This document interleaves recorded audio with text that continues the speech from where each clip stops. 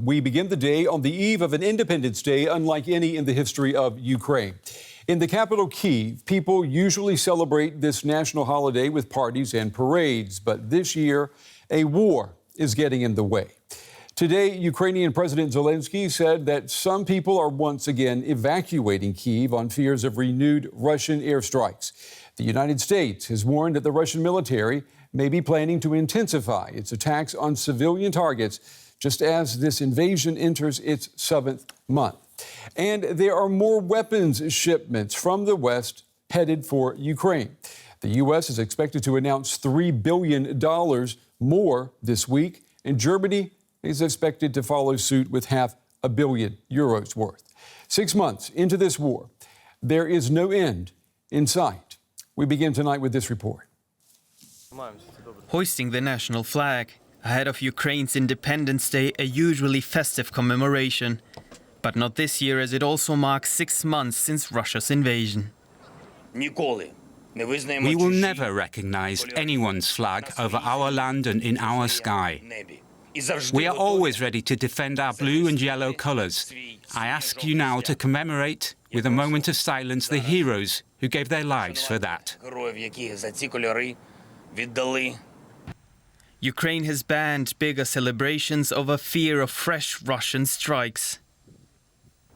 In Kyiv whatsoever, not everyone shares that concern. We do feel a bit tense, but it doesn't disrupt our lives. This is our reality. No, I have no feeling of insecurity. I come from Kharkiv. It is dangerous there. In Kyiv, I don't have this feeling. I've been living here for a month. No insecurity. Of course, we know that there can be attacks. When we are worried, we can hide. Yes, you can feel the tension a bit. There's just too much information about, and that has an effect on you. Otherwise, everything else seems to be working. Business and transport. What else can you do? You can't hide in the basement forever. Life has to go on. We want to go to Kyiv now and bring in Kira Rudik. She is a member of the Ukrainian Parliament. Kira, it's good to have you with us tonight. We've spoken many times in the last 6 months. I want you to take me back to those early hours of the 24th of February when Russian tanks began crossing the Ukrainian border. What went through your mind and through your heart? Hello, thank you so much for having me.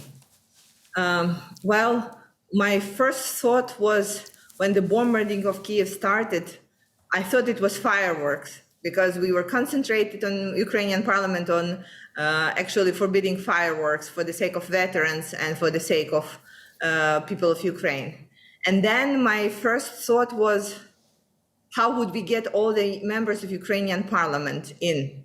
And I can tell you the main thing that parliament needs to do at the times of war is to gather together at the building of the Rada, where by constitution we have to vote for the martial law. This is the main thing, the main goal and the main purpose of the parliament at the times of war. And we were extremely concerned that distressed and distracted members of parliament may not come, may not be able physically to get to the parliament at these times of absolute fear. And of 420 members of parliament, 400 came. And we were there for 10 minutes, 10 minutes of voting. We were singing national anthem because we were so scared. And then we went and started doing our job and arming people, working with people on humanitarian support, building the resistance, making sure that the prediction that Ukraine will only stand for a couple of days will not actually happen. And you know, after 6 months, I can only say one thing: watch us. Yeah, I mean, we are, and the world is watching you, Kira, and it has been an eventful 6 months. You mentioned that you were fearful that first evening because of what could happen. Now, 6 months into this war, Are you fearful that we know what's going to happen, that this war could last for a very, very long time? What 6 months of war taught us that you cannot live with fear. You need to live with very pragmatic and tactical decisions that you are making every day to bring the end of the war closer. And this is what we are concentrated at. Are we afraid of potential nuclear threat from Russia? Yes, we are. This is my personal main threat right now because I'm worried so much of what could happen at Zaporizhia AES. Are we worried that the war could take for a long, long time? Of course we are. But what can we do with that? We can only make sure that we do everything possible and impossible for this prophecy not to be fulfilled. Are we worried that there could be a Ukraine fatigue? We are, but at the same time, there was a survey in the United States where 80% of Americans are supporting Ukraine and still willing to pay more for gas and electricity to continue the support. Well, Kira, let me just ask you that. You say the American resolve is still there. What about in Ukraine? Americans are not having, to send their troops to the front lines. Ukrainians are doing that. You're paying a terrible price. Defending yourself against the Russians. How strong is the resolve to keep going indefinitely? The resolve is still there and is still extremely strong. And we can see it not only by the amount of people who are ready to go and fight, but by the results of our army and by the general morale and emotion in the society. This month we finally started receiving the weapons that we were promised a while ago. Yeah. And our army has shown an incredible effectiveness and efficiency using these weapons. And we are showing the results of pushing Russians back from our territories and the hope to regain our sovereignty. And this has this unbelievable morale boost on every single Ukrainian and a willingness to fight for what we believe in. Yeah, this morale boost, that brings me to what President Zelensky said today. He said that the war started in Crimea, meaning the illegal annexation back in 2014, and he said the war will end in Crimea. Now, let's be honest, there are few who would have taken him seriously if he had said that, let's say, 6 months ago. But he's saying it now, and I dare say that a lot of people around the world believe that he can actually make that happen now. That's a huge change. I think this war and these last 6 months have shown us how many changes we can make.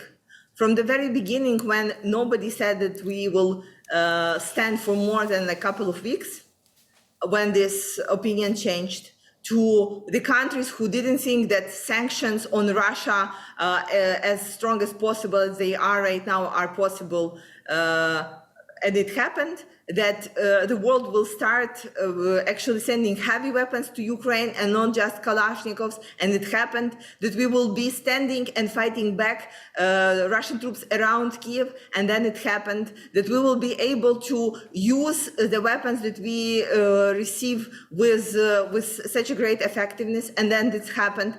So things that seemed impossible or unbelievable, we make them happen. And this is why we strongly believe that we will be able to do, again, unspeakable things, take back our territory, regain our sovereignty. Yeah, and Kira, we have to point out to our viewers, behind you is the NATO flag, the Ukrainian flag, and the European Union flag. 6 months. Flag of my party. And pride of your party, that's right. Okay, I don't want to forget that.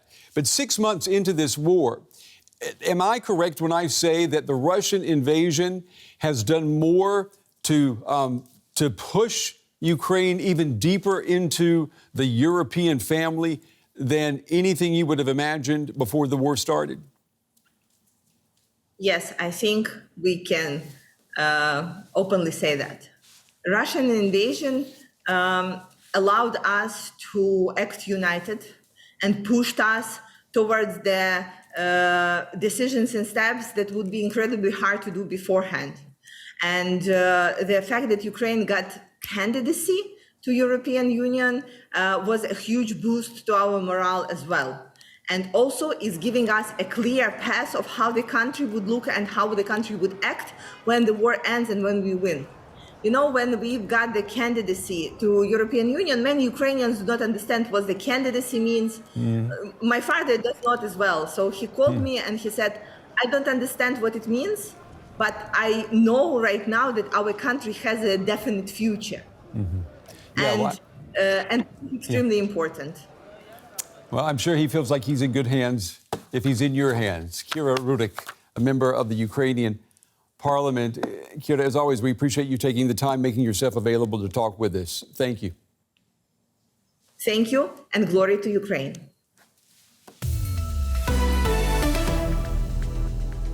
Well, the Russian invasion of Ukraine has precipitated a major shift in German foreign policy, domestic policy, too. Germany is firmly rooted in the transatlantic alliance, but 3 decades of relative peace following the breakup of the Soviet Union, well, that time allowed for friendlier ties with Moscow, and that even developed into a significant dependency on energy imports coming from Russia.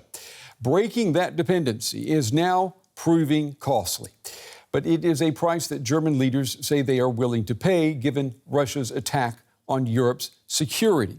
DW's Simon Young picks up the story from there. The brutal conflict in Ukraine threatens peace across Europe. After 6 months, the ripples from it are felt far and wide. A few hundred kilometres to the west, almost 1 million refugees from Ukraine have arrived in Germany. They've needed places to live, schools, healthcare. But they also needed jobs, and German industry needed the skills many Ukrainians brought. From a German viewpoint, a beneficial effect of the war. But has Germany been profoundly changed by Putin's invasion of Ukraine? For Chancellor Scholz, speaking just days after the attack began, it was a transformative moment. We are experiencing a watershed moment. This means the world afterwards is not the same as the world before. The big break with the past is surely the government's massive spending increase for Germany's armed forces. A special €100 billion fund will push the annual defence budget closer to the NATO target of 2% of GDP. Another symbol of the new military stance, heavy weapons delivered, albeit after some hesitation, to the Ukrainian battlefield. Sending arms to conflict zones was once taboo. Politicians and public, once allergic to anything that smacked of militarism, are now more ready to accept the importance of a solid security strategy. I believe it has also become clear to the German public that we are indeed threatened militarily in Europe. And therefore we unfortunately have to revise our assessment that there is no longer a conventional adversary in Europe for the German armed forces, which is what we thought in the early 2000s. For almost 25 years, we've emptied the cupboard. We closed depots and dissolved units. That's why it's very important that we spend these €100 billion sensibly and sustainably. The war has also forced a change in Germany's energy policy. From getting more than half of the natural gas it needs from Russia, it has pushed that down to a quarter and pledged to reduce it even further. The Green Party's Economy and Climate Minister, Robert Habeck, has even allowed some polluting coal-fired power stations to return to operation to keep the lights on through the winter. These are pragmatic responses. Olaf Scholz's coalition came to power promising balanced budgets. Instead, they've opened the public coffers. They wanted to tackle climate change, but the war has pushed the focus onto energy security.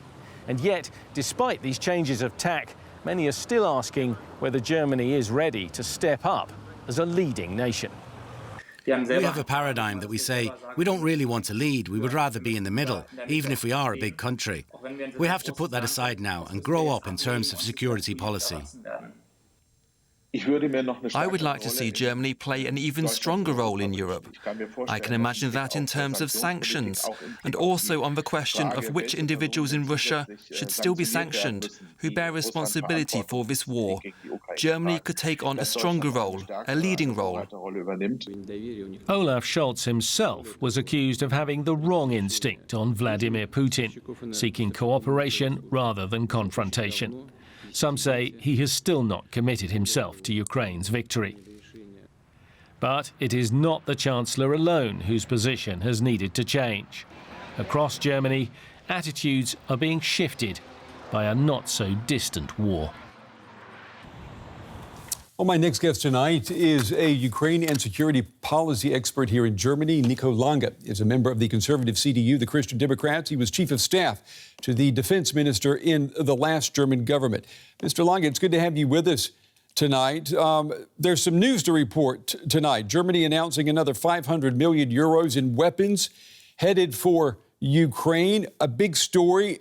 It would have been an even bigger story just a few months ago. Talk to me about how that speaks to how radically this war has changed Germany. Good evening. It certainly is a paradigm shift for Germany delivering weapons into an active conflict. But if we look at the weapons, I think some pieces are still missing, like armored vehicles. And as we have heard in the discussions you broadcasted before, there is the need of Germany to step up even more, even if the weapons delivered are good and helpful to Ukraine. Do you believe that the German Chancellor and the current German government, are they committed to Ukraine winning this war? Well, the political goals have been clearly formulated. The Chancellor and the Minister of Foreign Affairs have repeatedly said Russia must not win. Ukraine has to prevail. And also the G7, while in Elmau in Germany, formulated and supported by Germany, formulated Ukraine has to be brought into a position to end this war. So I would expect this government to live up to these commitments and to its own goals, and therefore more weapons, also armored vehicles and weapons that are helping Ukraine not only to defend itself, but also to reconquer territories are needed, also from Germany. A few days ago, Mr. Lange, you tweeted this.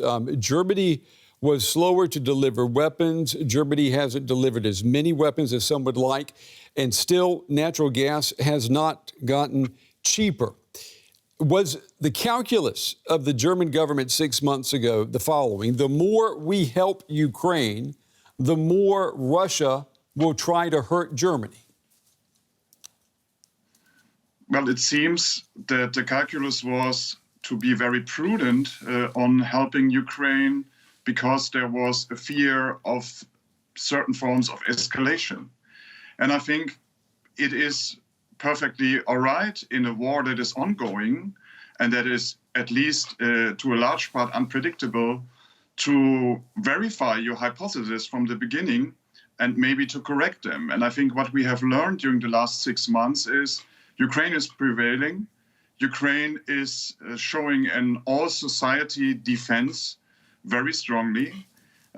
Ukraine is able to manage and also to use elaborate weapon systems and to learn to use them effectively very quickly. And also Russia is not able to escalate indefinitely. So I think if this hypothesis from a few months ago are not right, there is a moment now after 6 months of war coming out of this summer to correct the approach and to work differently when it comes to weapons delivery. And one must say the delivery of Panzerhaubitze 2000, long-range artillery, and also the Mars 2, which together with the HIMARS from the US and systems from the UK, where Germany is the only nation delivering it, it points into the right direction. Well, let's look into the future a little bit, Mr. Lange. We've got winter coming up, and you know here in Germany now, everyone's talking about skyrocketing prices for energy, electricity, but of course, natural gas, number one. If we have a long, hard winter, if industry has to shut down, for example, or if we have to ration power at any level, is that going to make Germany's commitment to Ukraine winning even stronger, or is it going to have the opposite effect, in your opinion? Well, I think we should not create a self-fulfilling prophecy here. I know that many people are worried that the mood will turn, but all the polls, all the surveys I know, they show a consistent support of Germans to show Russia its limits, even if that might be costly. So I would have a little bit more trust into Germans that they are ready. And if you look into the surveys and the polls in Germany more closely, I think there is more room for the government to do more and to be supported by the majority of people. And what would that look like to do more? For example, there has been a discussion of delivering armored vehicles. And it is good that Germany announced a new package of weapons deliveries to Ukraine, certainly very helpful and very technologically advanced weapons. Mm-hmm. But the plan is to deliver most of it in 2023. And Germany's weapon deliveries could be more oriented to the military situation in Ukraine right now. I think the US, the UK, and Central Eastern European countries are leading the way there. And what is needed now to organize counterattacks and to prevail on the front in artillery fire are armored vehicles. And Germany has an industrial base. Germany has certain types of vehicles available in storage. And I think any armored vehicle that is now used in Ukraine to stop the Russian aggression is a better contribution to Germany's security than the same armored vehicles standing around in Germany. I know we've heard that point made numerous times in the last 6 months. I know there are members in the political establishment here in Berlin who would agree with you. I want to ask you one question before we run out of time.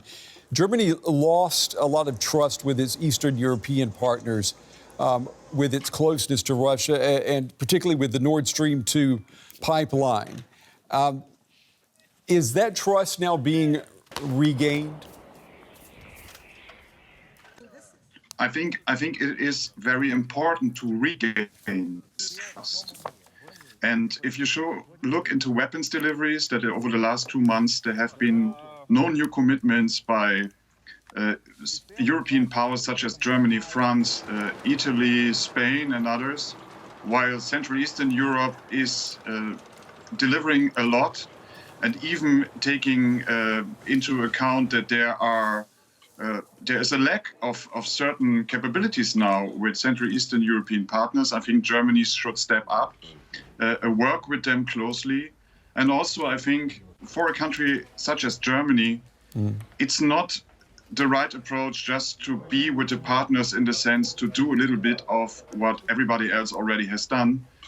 Germany should be more courageous now and also take up a leadership position in EU and NATO. I think that would be an aspect that would create more trust, especially with the partners in Central Eastern Europe. Nico Lange, we appreciate your time and your analysis as we take a look at how Germany has been transformed 6 months into the Russian invasion of Ukraine. Mr. Lange, thank you. Thank you.